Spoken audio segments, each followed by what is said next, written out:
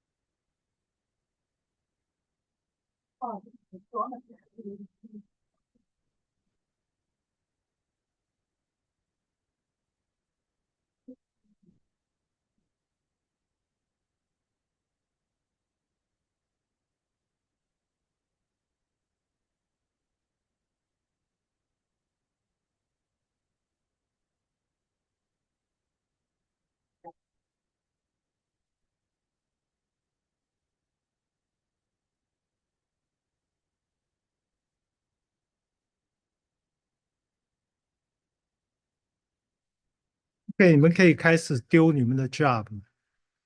OK，已经可以了。OK，那就没有问题。OK，sorry for the delay。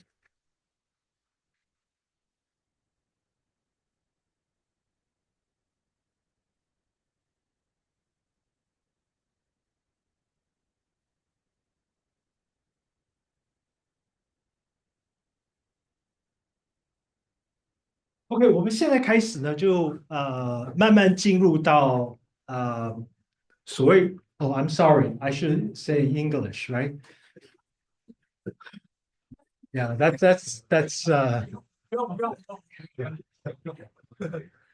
no, okay. I want to tell you something. I was speaking Chinese like an hour ago, during the Ding session, and then I was talking. I actually I was sick for the past few days. Yesterday, I preached at a local church, all in Chinese. That's why I'm switching my channel slowly back to English mode. Okay, I'm sorry about that. Um, it was an interesting experience last few days for me. All right, so we're going to gradually switch to. By the way, if you prefer me to speak Chinese, I mean we can use a separate session. I can actually talk about some key concept in Chinese. That's no problem. But since this is the English uh, course, so I think by rule I have to speak English. Um, so we will gradually into the core subject for object-oriented programming. We already talked about the concept object. In fact, object is the core concept about object-oriented programming is essentially, well, how do I describe an object? That's why I use JSON to describe the internal about an object, such as GPS location, such as a person, such as your refrigerator.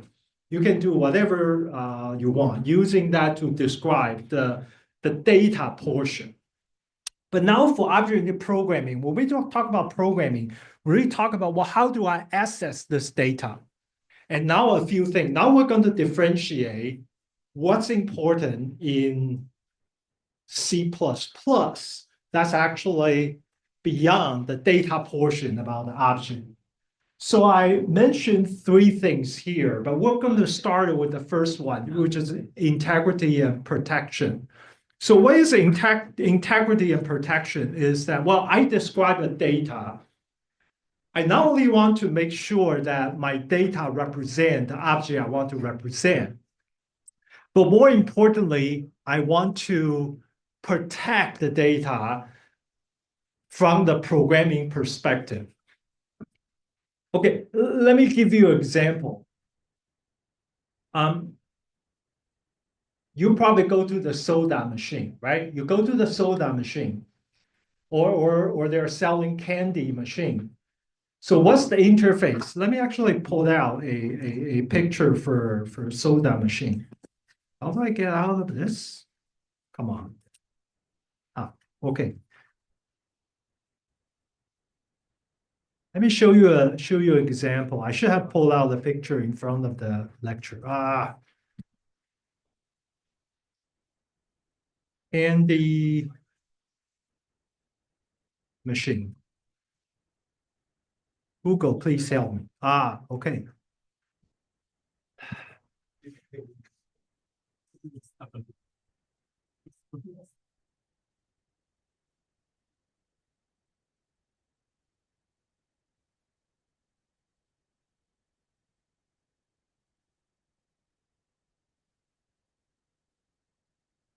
Okay, let's just use this particular candy machine as example.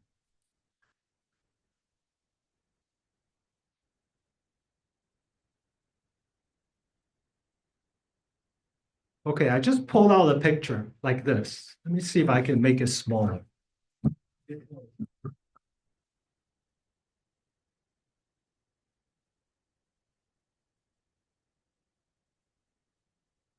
Okay, let's look at this. This is an object. Okay, a candy machine is an object. And inside this object, you have a bunch of candy, right? You have a bunch of candy. So not only you want to have a candy machine as an object to contain those candy, but also you want to protect those candy.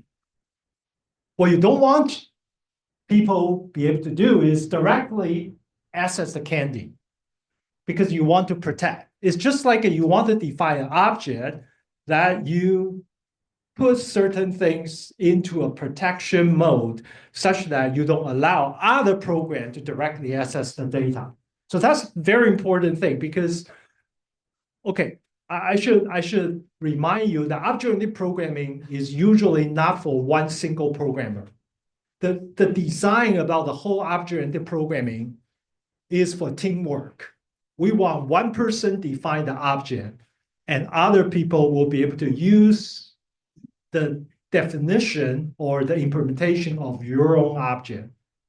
So in other words, this is what we call interface. In order to access the candy, what should you do? Can someone tell me what do you need to access the candy in that candy machine? Or how do you access the candy here? You have an interface, right? So for this, you need to answer my question. You can access the candy. Over there, you have to put a coin. You have to put a coin over there. So that's the interface. You have to follow the interface. That is called what? A member function. So whoever designed object-oriented programming for this candy machine, it defines, say, if you want to do that, the candy function has a place you need to insert a coin and then you kind of turn it, and then one candy will come out. So essentially, object programming is doing the same thing, is that I want to design an object. Not only I declare what's inside the object, but I also define the method for you to access. That's very important. So I want to make this accessible, have a defined interface, but I also want to protect the data within the interface. Okay, now I want to go back to our example.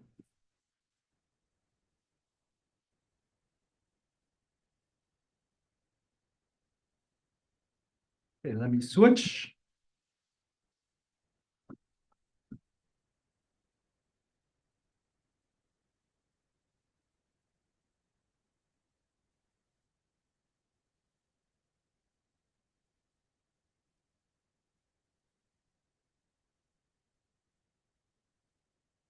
Okay, inside this master directory, I have, let me take a look. What's the test program? I have this.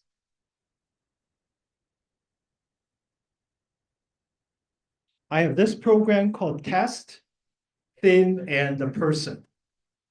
Okay, inside here, I have a GPS location. I did a bunch of things. I kind of create. Wait a minute, did I use this program? Let me actually check.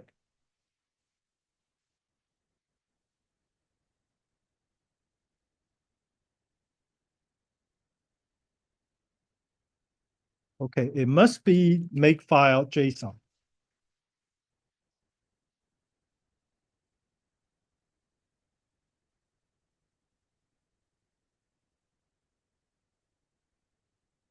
Oh, I have a program called EE1520 person. So I need to access to.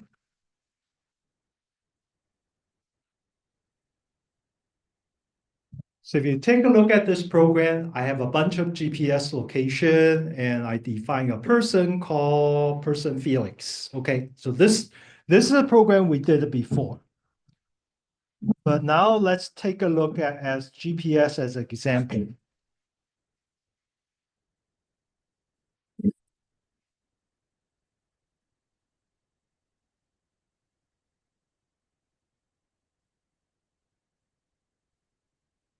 So inside here, you have seen me doing this. I put things in private, protected, and public. Public means that you don't have any protection, meaning that anybody can actually direct access to that. Okay, so I'm going to now put it into protection mode. So I'm going to do this. I'm going to move this two line, the attribute, into the private.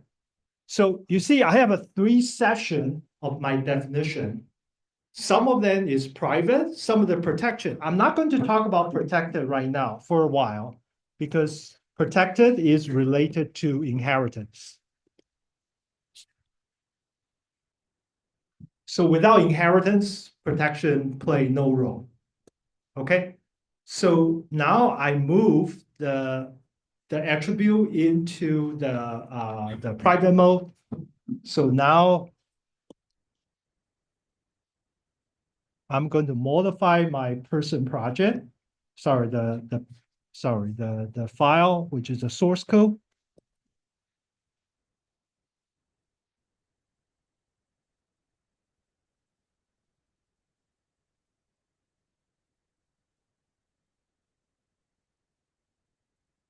Okay, so now assuming I create a bunch of objects, GPS home Woodland, E Bill 1, Tainan, and the TLCUC Davis. Now I want to write a code. I want to print the GPS location as a double. So I'm going to write a code. I set std cout. I set GPS EE build 1 Hainan dot. What's that? Latitude.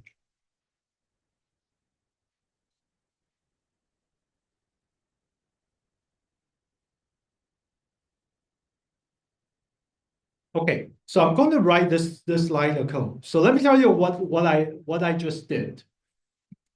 What is a GPS E build 1 Tainan? This is an object. I actually create the object about 2 or 3 lines above this line. And this object has been initialized with 2 numbers. This is called bracket initialization in C++, saying that this 2 representing 2 argument, I'm going to feed it into the constructor of the object. And object dot an attribute. So usually an object dot attribute, the attribute could be either attribute or member function. That's okay. And this syntax should get me into the latitude. But remember, I already put latitude into the protection mode. So this one, private, sorry. So I expect the compiler is going to tell me that I do not have the privilege to access to this.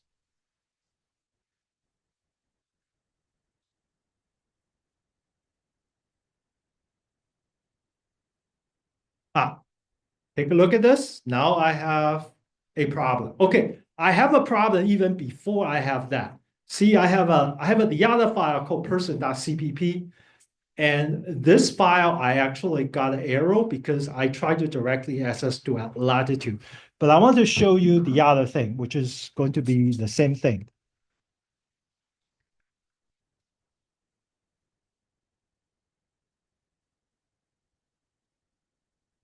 I want to compile E1520 person.o. You see, it's the same thing. See, this is the line I just modified. I make the line to be GPS E build 1 Tainan latitude. and it says, okay, that this particular attribute, latitude, is declared as a private. So if you want to do that, the compiler is going to check on you. Okay, so here I want to tell you if I haven't mentioned this important concept, there is a difference between compiler time error and runtime error. Yeah, this is a compiler time error. And then gradually you should learn that what kind of error has to be runtime, what kind of error has to be compiler time, and not access the variable, the internal protection correctly. So I have a two-way to deal with this problem. Okay, I have a two-way to deal with this problem. I hope you can think about if I'm going to modify from here. Let me see. Okay, I want to ask you, how do I fix this compiler error? Anybody have any idea how to do that? Let me pull out the GPS.h together.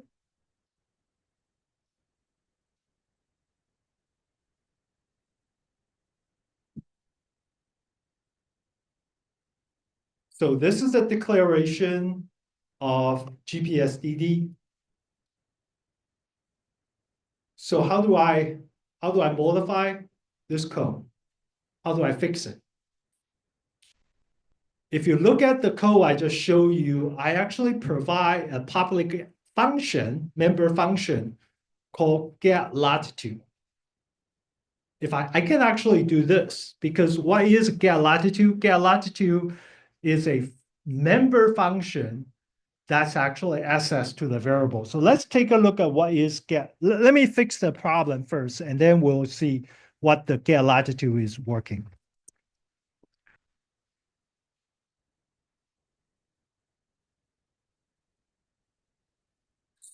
So instead of doing this, I would say,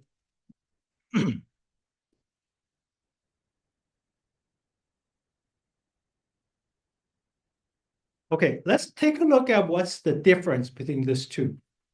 The first one is I directly access to latitude, but the other one is I actually call the function, which is a const, means that is going to reply something I shouldn't modify.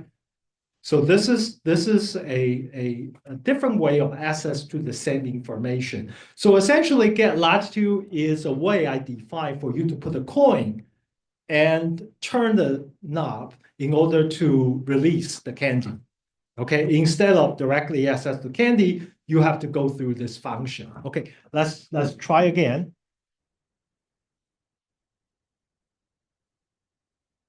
Now, if I try to make it, it's no problem, no error. Okay. So the same thing, let me actually see what happened to my other program because I make a direct access because latitude was a public, so I can directly say argument home pointer to latitude, argument home pointer to the longitude. I can do the same thing. Let me go to my person.cpp.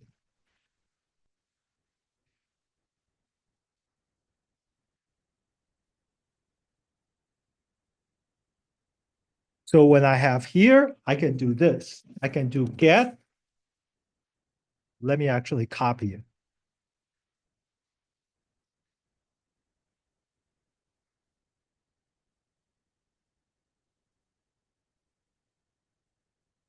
So instead of doing this, I said get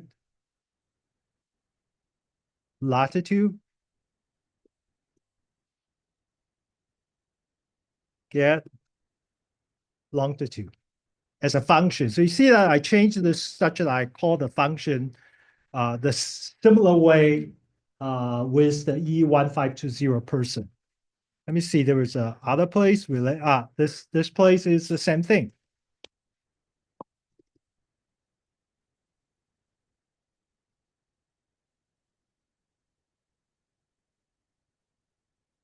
By the way, the best way to learn about this is you follow exactly what I did in your own computer, and then you try to verify whatever I'm teaching is can show the same result on your own environment.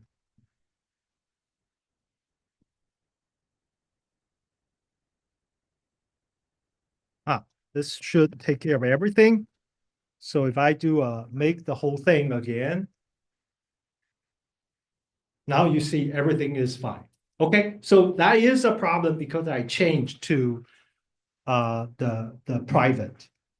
So I now make that protected. So the other way, of course, I can do is just reverse what I did earlier.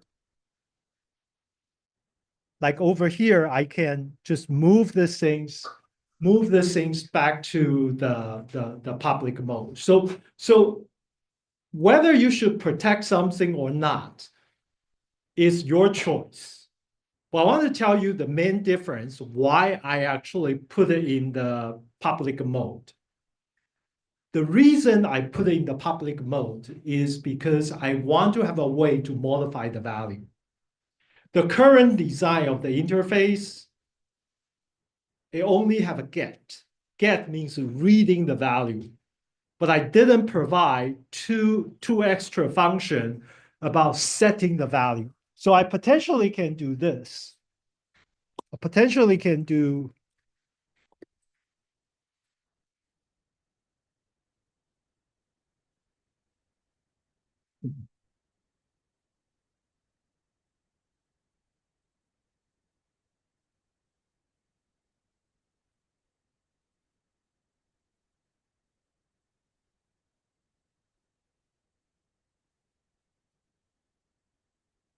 I can do this. I can do set and get. So get is for read, set is for write to modify the value.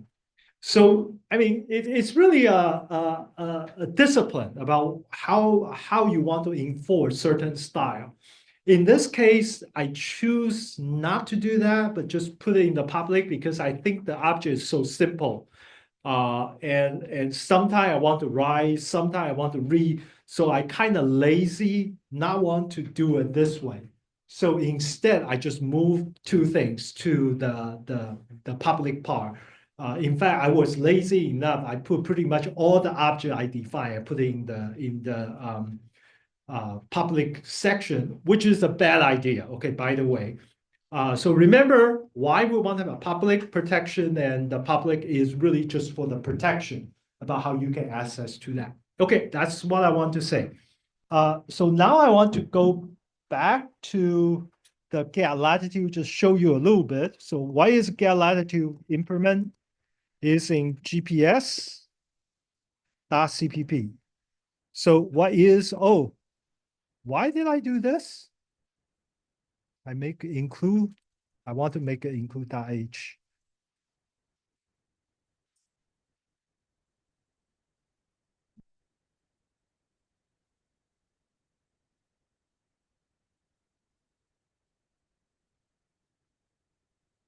You see what is get latitude?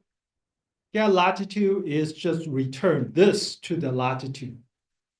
But now it's interesting. You say, well, why this one you can directly access to latitude? So I want to say that even if this is a private variable, but the member function can always direct access to that. So in other words, I'm saying that the important concept here, let me see my PowerPoint. I want to get rid of this.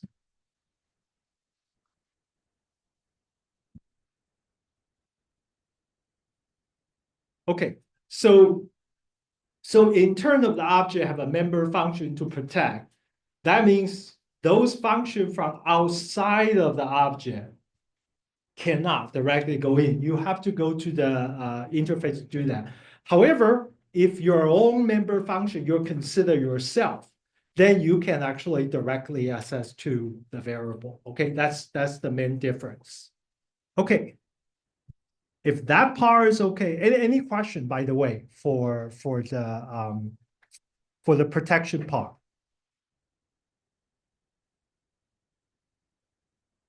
Okay, so now I'm going to move to the next topic. I want to bring on my slides, not this one. I have another slides I want to go through. Yeah, this size is fine.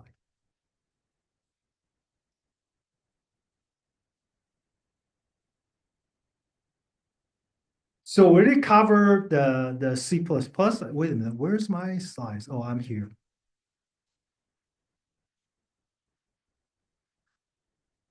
We already covered this part. We already covered, I think we already covered function signature, which is the function name, return data type.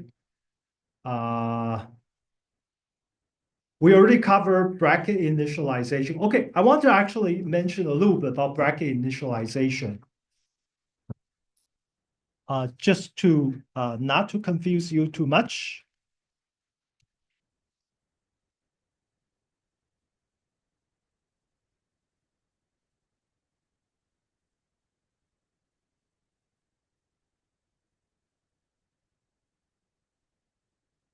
So over here, you see that this is called bracket initialization because I initialize the object with two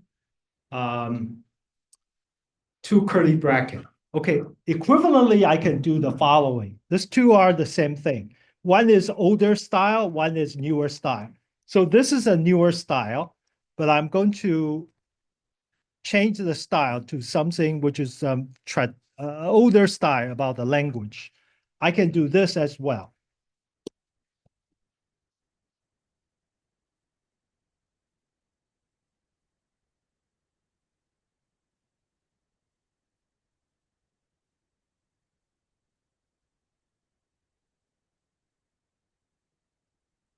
Okay, take a look at this two line. They're the same. This is just two different style of invoking the constructor. Okay, because this is related to the function the function signature. This is an object declare, but this is the the object or the class. I want to create an object and call it GPS EE1520 type 9. And this means that I'm going to invoke the constructor. And then I'm actually calling a function looks like this. So if I do this, let's try to compile. I think it will work just as I expected. Okay, you see everything compiled perfectly. So let's go back what I did. So I give you this two choice. This choice about making a function versus this is another choice, create an object. They're both creating an object. Let me put down my comments here. This is two different ways to invoke the constructor.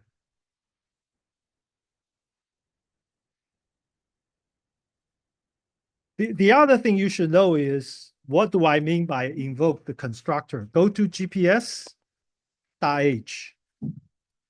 Inside here, you see I have a two constructor. I have a two constructor. One is take a 0 argument. One is taking 2 argument. So you can see that this two different way of invoke constructor, both of them will invoke the second constructor because both of them has 2 argument about 2 double. Okay, so this is called bracket initialization. The first, a newer way. This is the older way. Okay, let me pose this to you. My question for this two line, which way is better in your opinion? Or which way you prefer?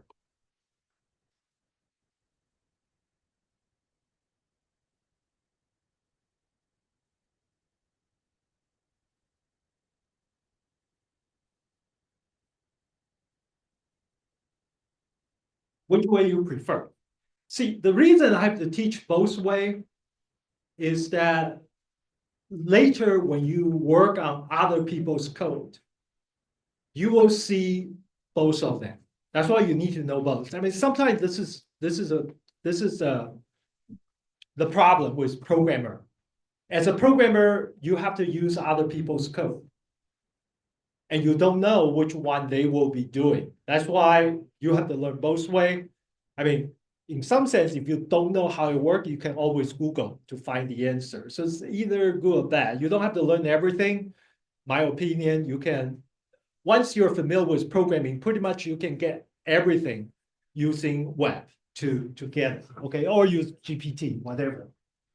But just be honest, which way, if you're going to write the first time, you're going to write this program, you're going to use the first way or second way?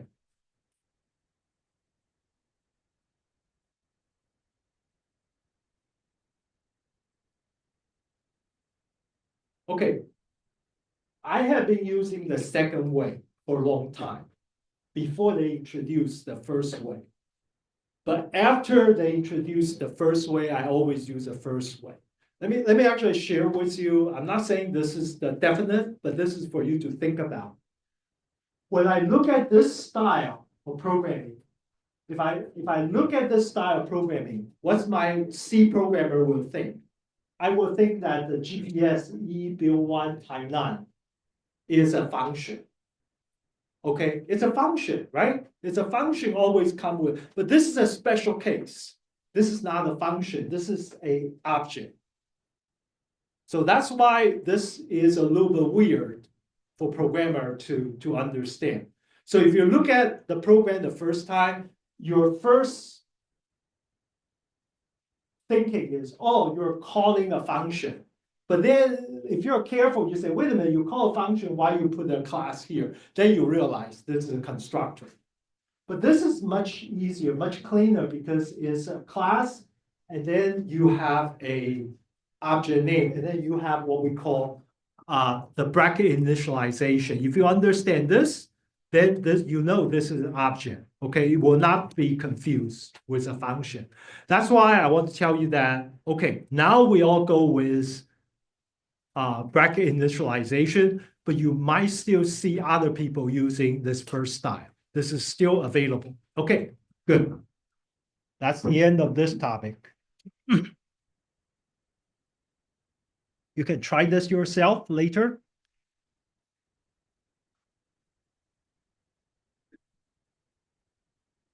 Okay, so bracket initialization is available only after C++ 11, just let you know. And bracket in the namespace. I'm not going to talk about namespace. Okay, I think we're pretty much cover everything I want to cover with the basic C++. Now we're going to move into something more advanced. It's called operator overloading. Let me show you an example. I think I put it here.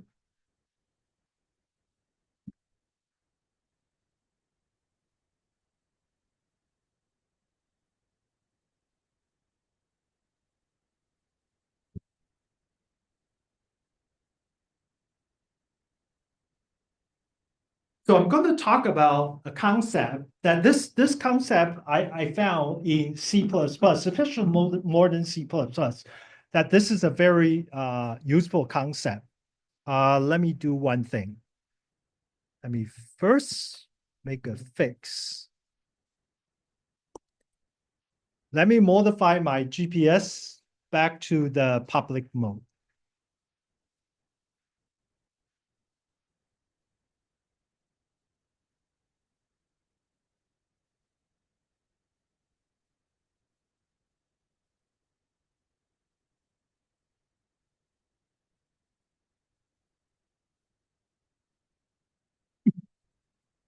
Okay, I'm going to modify this program. Now I have a three GPS object, right? I have a GPS home woodland. I have a GPS E1 Tainan. I want to see whether they are the same or not. I want to check. Let me tell you what I want to do. I want to check if two GPS locations or objects are the same. Okay, So immediately I'm thinking about the first way is if I say if GPS, let's say TLC,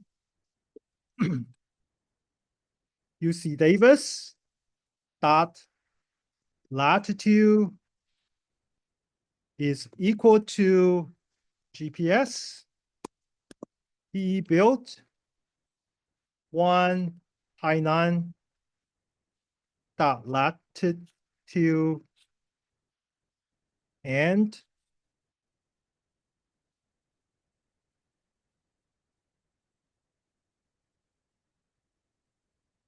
here I'm going to set longitude.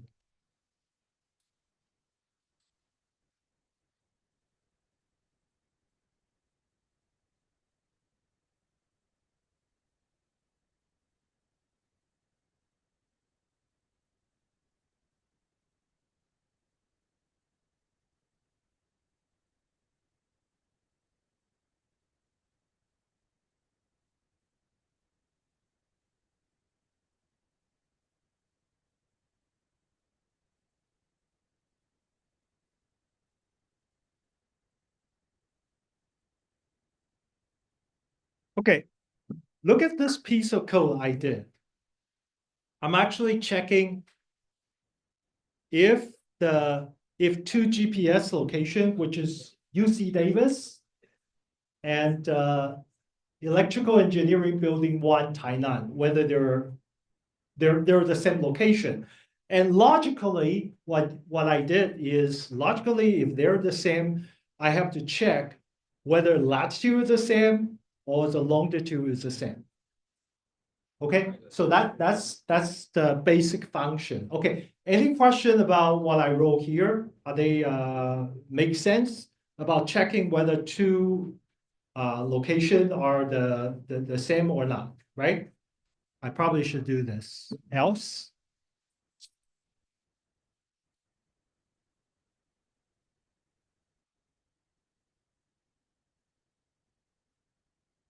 I probably will say they are not the same.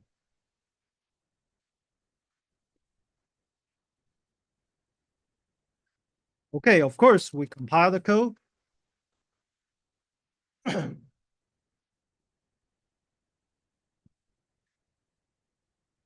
Okay, I miss a column.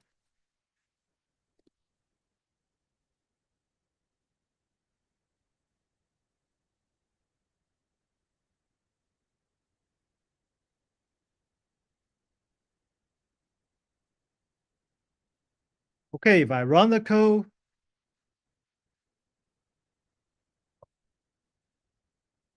I will update the code after class. Okay, so of course it says they are not the same, right? Okay, so that's good. Okay. So now we verify that we successfully implement this code. But now I'm actually going to introduce a different version about the code, but using operator overloading. And I'm going to keep this. I want to comment this out.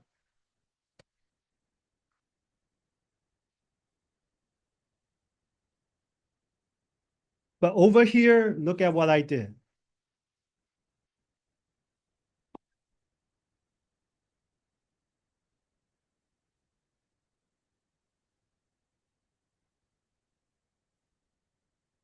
Okay, so now I'm actually writing like this way. Do you think this way is easier, simpler? Instead of for you to worry about how to compare two GPS location, I'm actually just use equal directly. Let me actually run the code first. Try to compile it. Okay, it works fine. Run it. It still said they are not the same. Okay. So give me 1 minute. I tell you what just happened. Because inside GPS.h,